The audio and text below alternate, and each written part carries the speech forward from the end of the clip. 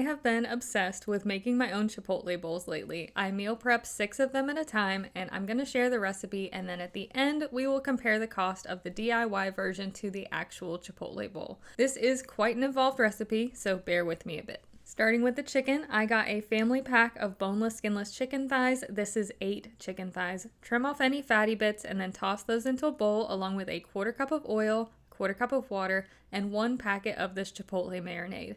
Mix to make sure the chicken is evenly coated, then cover and refrigerate for at least an hour. While the chicken marinates, I'm going to prep my veggies. I finely diced 1 red onion. I use my vegetable chopper to help make this process faster. I also seeded and diced 2 jalapenos. I diced 6 Roma tomatoes, and I finely chopped 1 bundle of cilantro. I'm going to make the guac first, which requires 6 ripe avocados into a bowl along with a 1/2 cup of the chopped red onion, a hefty pinch of cilantro, lime juice, and salt. Mash with a potato masher until you get the consistency that you like. I did not measure the lime juice or the salt. I just kind of add, taste, and then add more as needed. It was probably about 2 to 3 tablespoons of lime juice, and yes, I use the bottle kind because it's cheaper. You'll want to store the guacamole in small enough containers that you can fill it up entirely. This will help to minimize browning. I used 8-ounce containers, and as you can see, I made sure the lid was in contact with the guacamole and I pressed out as much air as possible. I was able to fill 3.5 containers. Next, for the pico, into a bowl I added the diced tomatoes, diced jalapenos, but you can leave these out for a milder salsa, 1 cup of diced red onion, a hefty pinch of cilantro, but make sure to save some cilantro for the rice, about a 1/4 cup of lime juice, and salt. Toss this to combine, and again, taste and add more lime juice or salt if needed. This will also get stored in a container in the fridge. For the rice, I'm going to thoroughly rinse 1 pound of white rice. It's about 2.5 cups, and I'm going to cook this in my rice cooker with the appropriate amount of water.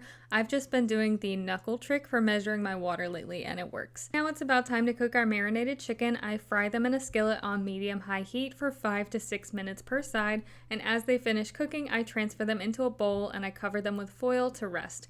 I cooked the chicken in 2 batches, and while my chicken cooked, I finally shredded a block of Monterey Jack cheese, but I did not film that. Last couple of things, I used 2 cans of seasoned black beans. You can warm those up in the microwave or on the stovetop, and this is a nifty trick for the sour cream. You just stir it very well, the entire tub, not just the top. I don't understand the science behind it, but it's what Chipotle does, and it is why their sour cream is so smooth and creamy.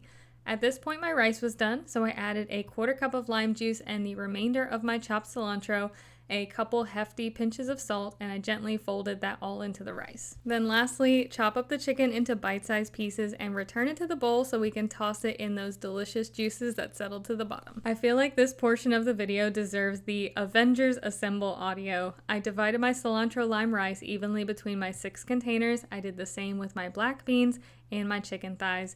Now for meal prepping, I would just stop there, cover it and refrigerate it. Then when you go to reheat it, that is when I would add my fresh salsa, sour cream, shredded cheese, and guacamole.